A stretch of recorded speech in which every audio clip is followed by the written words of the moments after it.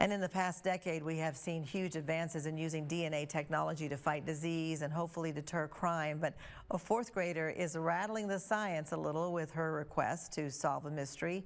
The 10-year-old sent this letter to police in Cumberland, Rhode Island, along with samples of a carrot and cookie she left for Santa this Christmas, asking if they could test the DNA to see if Santa is real. It's an incredible first, and we're excited. Put together an evidence packet and sent it to the state forensic unit. We want to foster her curiosity and her investigative skills. Surveillance image of clearly a reindeer in that vicinity that night. We do have information of an individual that was observed in the area matching the description of what people would consider would be Santa Claus. We've tracked that individual down, and we're hoping to interview him maybe this week or next. Is that cool?